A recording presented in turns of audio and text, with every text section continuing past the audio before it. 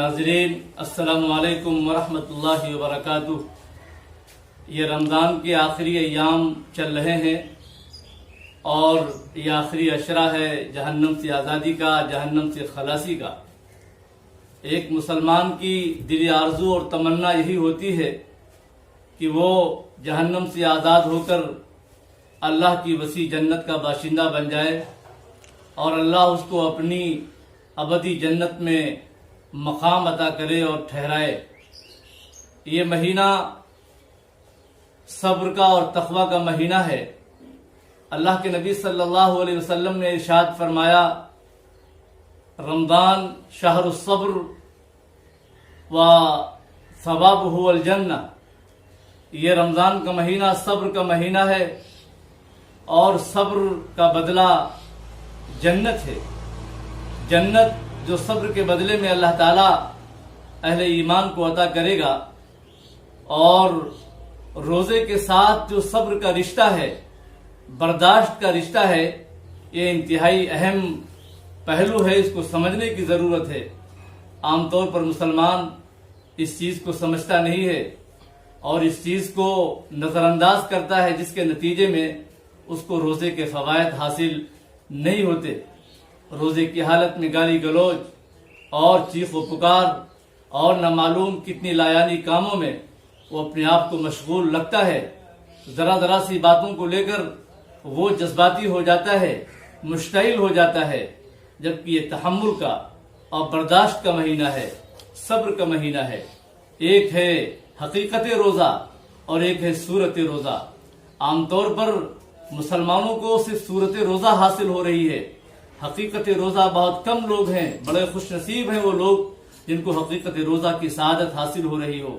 عام طور پر مسلمان روزے کی صورت تو رکھتا ہے، لیکن روزے کے جو فوائد ہیں، روزے کی جو روح ہے، روزے کی جو اسپرٹ ہے، اس کے جو فوائد ہیں اور اس کے نتیجے میں انسانی زندگی کی جو تعمیر ہونی چاہیے، بالخصوص کردار کی تعمیر، کردار سازی، اخلاق سازی، فکر و نظر کی بلندی اور وسعت۔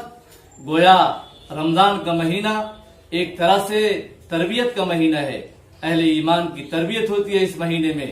بڑے خوش نصیب ہیں وہ لوگ جو اس مہینے کی قدر کر کے اپنے آپ کو تربیت کے مرحلے سے گزار کر وہ اس منزل تک پہنچاتے ہیں کہ سال کے 11 مہینے اسی طرح اپنی زندگی کے لمحے گزارتے ہیں جو اللہ رب العزت کو مقصود اور مطلوب ہے۔ یہ تقوی کا مہینہ ہے۔ تقوی کا مطلب یہ ہے کہ دل کی طہارت، دل کی پاکیزگی، دل کی تطہیر، فکر و نظر کی تطہیر۔ اور جب انسان کا دل پاک ہو جاتا ہے تو وہ تمام آلائشوں، تمام برائیوں سے اپنے آپ کو محفوظ کرنے لگتا ہے اور اپنے آپ کو تمام گندگیوں سے وہ دور کرتا ہے۔ تو گویا رمضان کا مہینہ یہ پیغام رکھتا ہے۔ ابھی آخری لمحے رمضان کے چل رہے ہیں، چند ساعتیں اور چند ایام جو باقی بچے ہیں، یہ اہل ایمان کے لیے غنیمت کے ایام ہیں، غنیمت کے لمحے ہیں، غنیمت کی یہ گھڑیاں ہیں۔ ان کی قدر کرنی چاہیے، ان کی ایک طرح سے ان کا احترام اور ان کی عزت کرنی چاہیے۔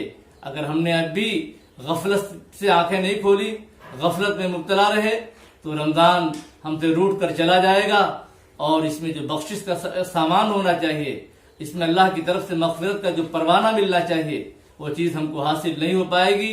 اور رمضان اگر روٹ کر چلا گیا تو پھر ہم سے بڑا بدنصیب کوئی اور نہیں ہوگا۔ اس لیے اس مہینے کے اندر ابھی جو ایام باقی بچے ہیں ان کی قدر کی جائے، دعاؤں کا اہتمام کیا جائے۔ روزہ اور دعا کا بڑا خاص رشتہ ہے۔ روزے کے سیاق میں اللہ تعالیٰ نے فرمایا، وَإِذَا سَأَلَكَ عِبَادِي عَنِّي فَإِنِّي قَرِيبٌ أُجِيبُ دَعْوَةَ الدَّاعِ إِذَا دَعَانِ فَلْيَسْتَجِيبُوا لِي وَلْيُؤْمِنُوا بِي لَعَلَّهُمْ يَرْشُدُونَ۔ یہ روزے کے سیاق میں ہے کہ آپ سے میرے بندے پوچھتے ہیں آپ کی دعا کون قبول کر رہے؟ وَإِذَا سَأَلَكَ عِبَادِي عَنِّي فَإِنِّي قَرِيبٌ، تو آپ کہیے کہ میں ان کی دعاؤں کو سننے والا ہوں، میں ان کی دعاؤں کے بہت قریب ہوں۔ تو یہ جو ابھی ایام باقی بچے ہیں ان میں خصوصی دعاؤں کا اہتمام کیا جائے، اللہ سے مغفرت طلب کی جائے، کثرت سے استغفار کیا جائے، قرآن کی تلاوت کی جائے اور رمضان کو روٹنے نہ دیا جائے۔ رمضان جہد و مشقت کا بھی مہینہ ہے۔ رمضان ایک طرح سے انسان کی ان فکر کی تربیت کرتا ہے، انسان کے کردار کو نکھارتا ہے، انسان کے اخلاق کو نکھارتا ہے۔ اگر ہم نے اس طرح کی تربیت حاصل نہیں کی اس مہینے میں تو پھر ہم نے گویا اس رمضان کو گنوا دیا. اس رمضان کی جو برکتیں ہیں، اس رمضان کے جو فوائد ہیں، اس رمضان کے جو نتائج ہیں، ان نتائج سے ہم اپنے آپ کو محروم کرنے والے قرار پائیں گے. اس لیے اہل ایمان سے ہماری گزارش ہے کہ وہ بقیہ ایام کی قدر کریں، اور انہی ایام کے اندر ابھی آخری جو دن آنے والا ہے رمضان کا، اور اس کی جو آخری رات ہوتی ہے، اس کی خصوصیت یہ ہے کہ اس میں انسان کی، اہل ایمان کی اور مومنوں کی اللہ تعالیٰ مغفرت کا سامان کرتا ہے.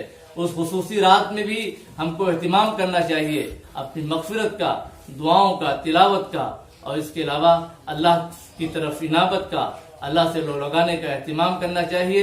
تو ہم ہر طرح سے رمضان کے فوائد سے مستفید ہونے والے قرار پائیں گے، نہیں تو پھر ہم سے زیادہ خسران اور ناکامی میں مبتلا ہونے والا اور بحران کا اور ایک طرح سے یعنی فوائد سے محروم کوئی اور شخص نہیں ہوگا. تو میرے بھائیوں، ہم رمضان کی قدر کریں، جو ایام باقی بچے ہیں ان کا احترام کریں اور رمضان کو رمضان کی طرح گزاریں.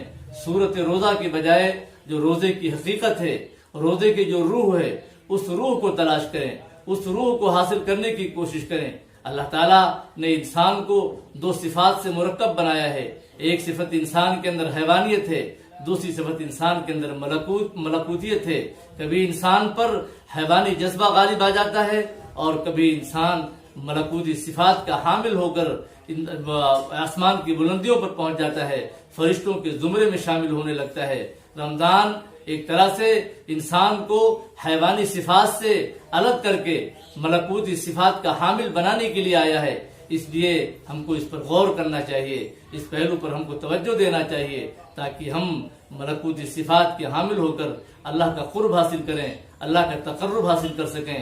تو کثیف روحوں کو اللہ کا تقرب حاصل نہیں ہوتا، اور اللہ کا تقرب حاصل کرنے کے لیے جو پاکیزہ روح چاہیے، اس پاکیزہ روح کو ہم تلاش کریں، اس پاکیزہ روح کی تربیت کریں اور ہم اس کو نکھارنے کی کوشش کریں.